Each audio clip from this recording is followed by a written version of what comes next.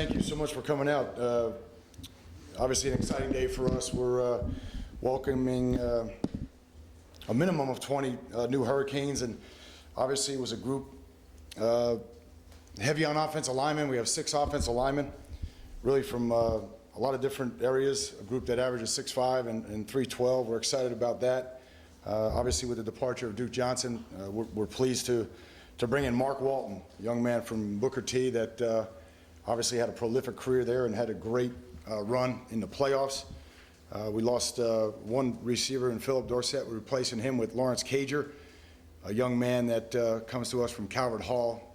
Great length, excellent ball skills, and had a chance to really get to know he and his family, and we're excited about him.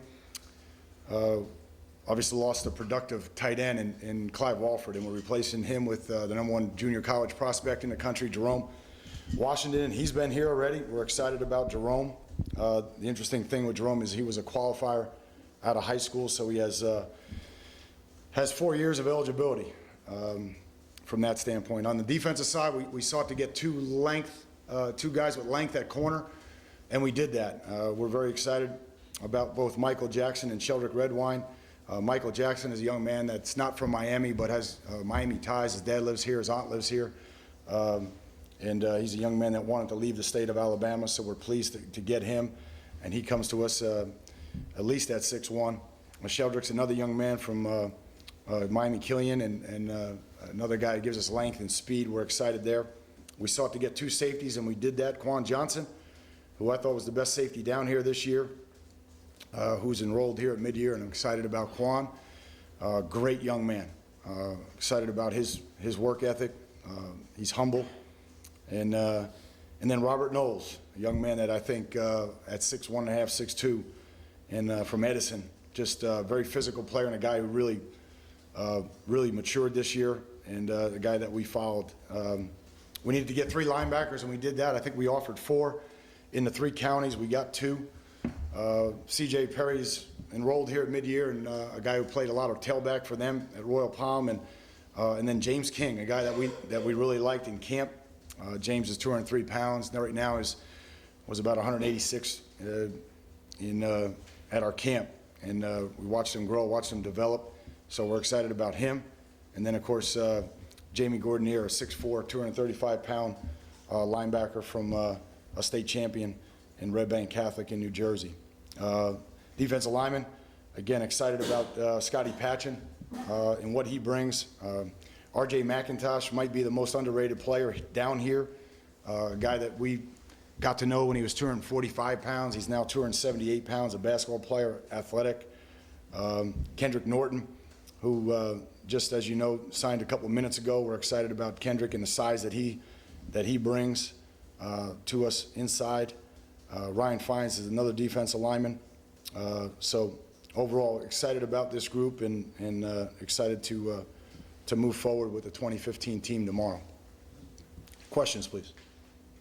You said you welcome in a minimum of 20. Yeah. How many more do you think?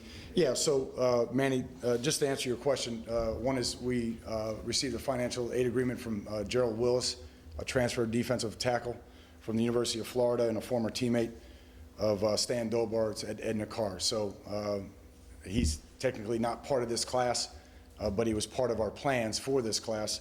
So we're excited about him. And I'm pleased to announce that Justin Vogel, who during the numbers crunch of a year ago agreed to come and walk on and pay his year, is a guy that we're putting on aid in this class as well. So that gives us 22, which doesn't give us a lot of room, a lot of wiggle room moving forward. Just being able to get a defensive tackle like Norton there at the end, just what that means. I know that's been something you guys have been trying to get for a while. Yeah, no, I mean, but I like the guys we have in our program now. All 4 nose guards were inexperienced a year ago. None of them, 3 of them that we played with, Manny, Cortell, Michael, and Calvin. None of them had played before, so they all played. Plus, we redshirted Earl Moore, so I'm pleased with that position. Obviously, defensive tackle. We got Kamala, A.J. Moten, Jelani Hamilton, You know, you mentioned Kendrick, a young man that we're really excited about. Brings us strength, brings us power. You know, he's a big man. You know, he's got to be 315, 320 pounds. You know, in that range. So we're excited about that. And obviously, we added Gerald Willis to that mix as well. Willis, you be eligible now, and what does he bring? He'll have to sit. He'll have to sit a year again. But that's part of the equation as we start to lose Kamala and some of those guys that we have guys in place to pick them up. So he's a heck of a football player, great motor, and a guy that we coveted a year ago.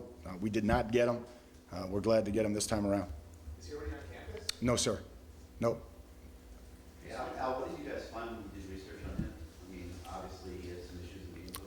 Just that it was things that we didn't think were to the point where it would discourage us. And I think that's one of the things that we really try to do, a good background check, Gary, on really everybody, all the players.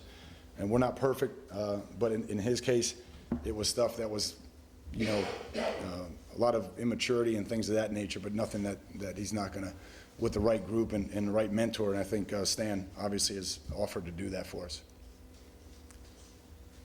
Al, just your numbers where you stand, tight end, receiver, running back, obviously adding one of each. Are you okay with your numbers there? Yeah, because we lost one of each, so that's really where we are. I think, you know, the one position that we had to overcompensate for was offensive line. I prefer not to do that in any single year.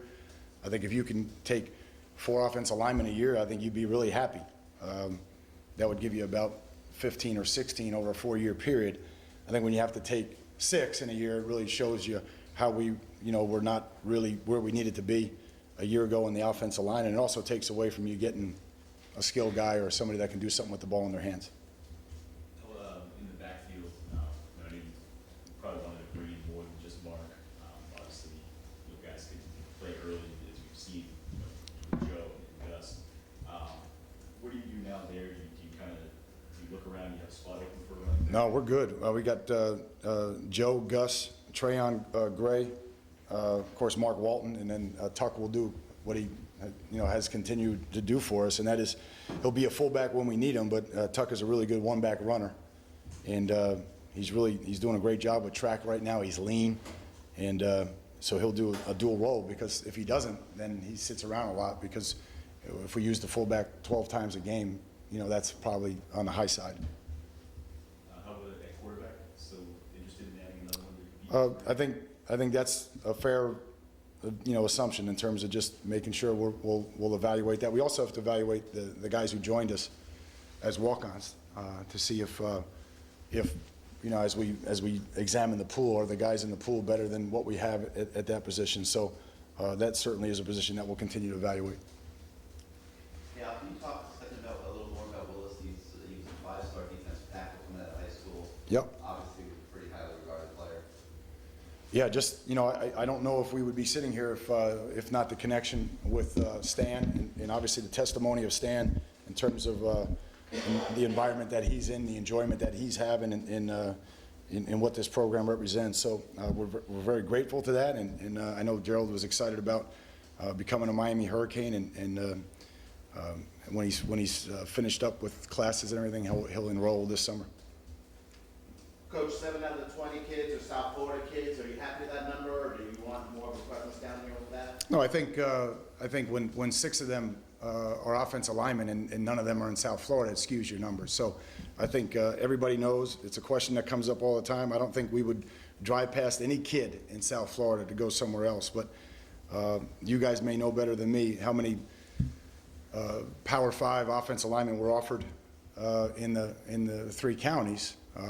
But for us, we had to go to Venice and Bradenton and we were lucky with Milo from Kaya's school. Obviously, Loftus was a young man that we liked from Gabi, who came down to camp. So I think those 6, and then the tight end wasn't from down here either. So that's 7 guys. Basically 1/3 of the class that were not from South Florida for sure. How would you evaluate the way you recruited skill talent in South Florida? Well, again, it wasn't a big skill year. We needed 2 corners and 2 safeties, And we probably would have taken one more wide receiver, but we only lost one wide receiver. So that's just the way it shaped out. You know, we played 34 first and second year players a year ago, and we redshirted 17 guys. So, you know, those 51, you know, are all guys that are coming back on our roster. So you can't lose one in Philip Dorsett and replace him with three. It doesn't work that way in terms of the roster. It's not where we are right now. We'll hopefully we'll get to 78, 79 this year, and then be at 85 by 16. So we're still in a cap deal. And again, Justin Vogel did a great job, and we're appreciative to him and his family paying for this year. He ended up really being an all-conference candidate, or he might have made one of the all-conference teams, which is great. We're putting him on aid moving forward, so he counts. He counts as part of this class. And the offensive line obviously was one of the positions that we were hoping to stay healthy because we were skimming a little bit, and so we had to compensate there as well. In general, since you've been at UM, how would you say you've done recruiting South Florida these 4 or 5 years?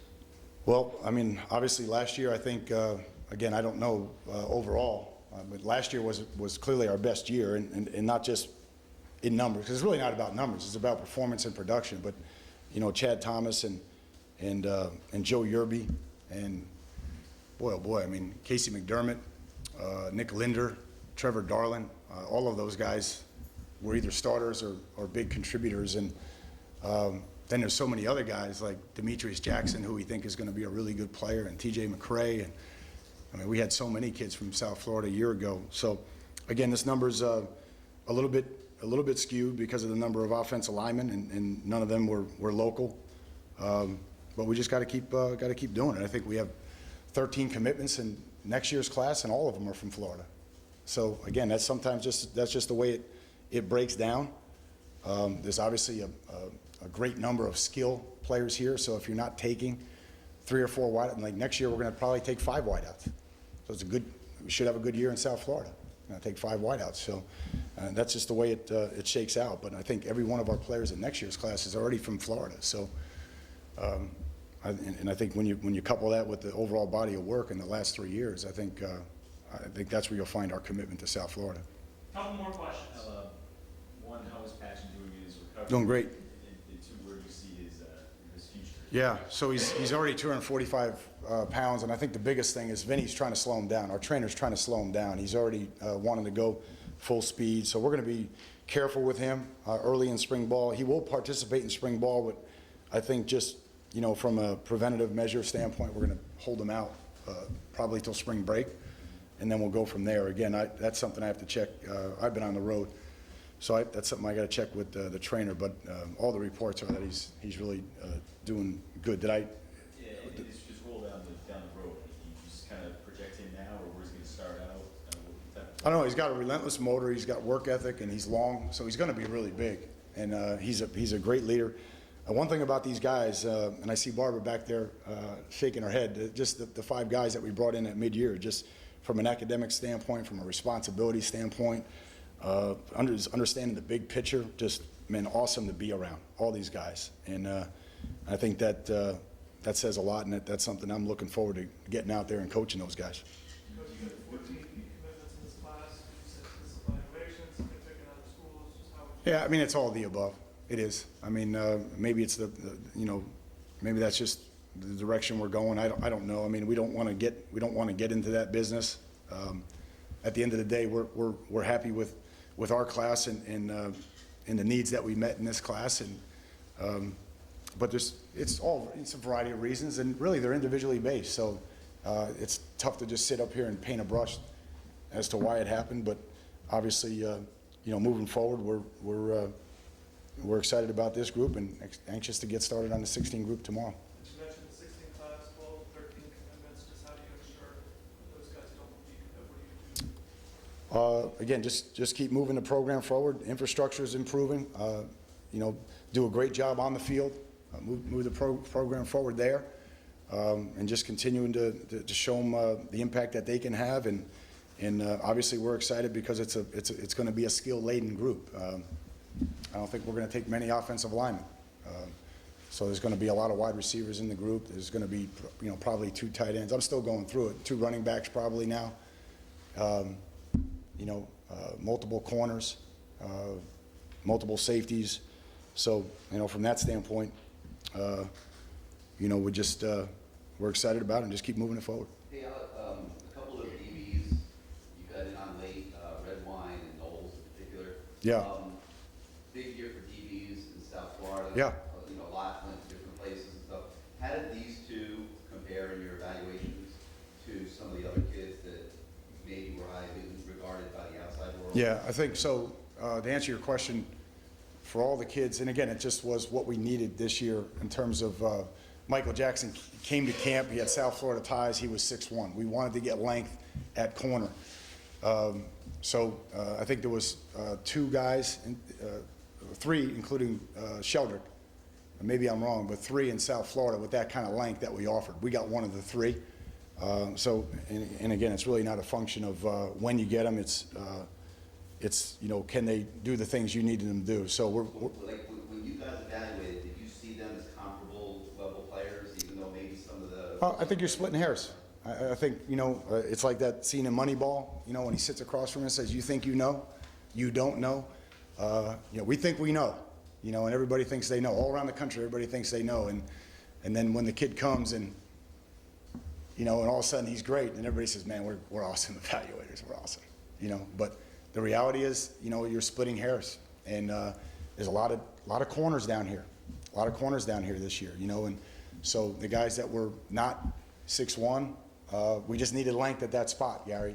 In terms of Robert Knowles, man, when his film came in and then I got a chance to meet him as a person and see his size, his stature, you're talking about 6'1.5" and gonna be big, gonna be a 215-pound safety. And when you turn on his film, his physicalness, so again, why do guys like, Mack, Khalil Mack go to Buffalo and end up being first rounders? It's just, because a lot of guys are filled up in the recruiting cycle. They're not really looking. So we got fortunate there with Robert Knowles, and I feel the same way about Sheldrick. But you're splitting hairs, Gary, in terms of who's really, because it's going to come down to character, it's going to come down to makeup, it's going to come down to who's consistent off the field, because the guys, if they're consistent, they're going to keep growing, keep learning, keep improving, all of those things. So those guys wanted to be Miami Hurricanes, and I think that's important too here, Gary. I don't want to lose that. Those guys wanted to come.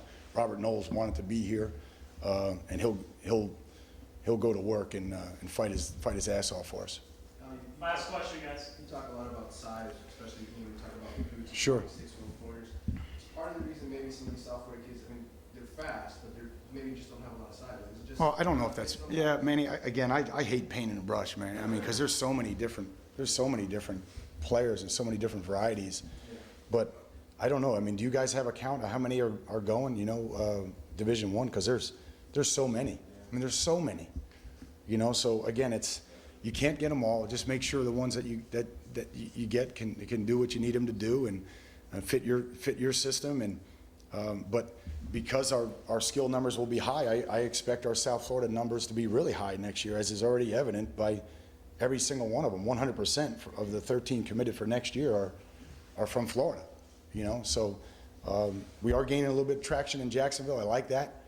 We've done well in Tampa, obviously, and now we're kind of moving down the West Coast a little bit, which is great. It's great for us to do that. We're getting them a little bit more in Bradenton, a little bit more Venice.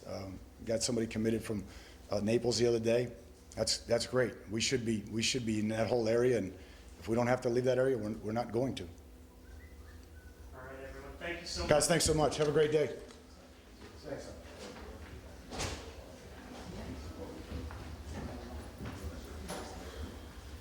Thanks.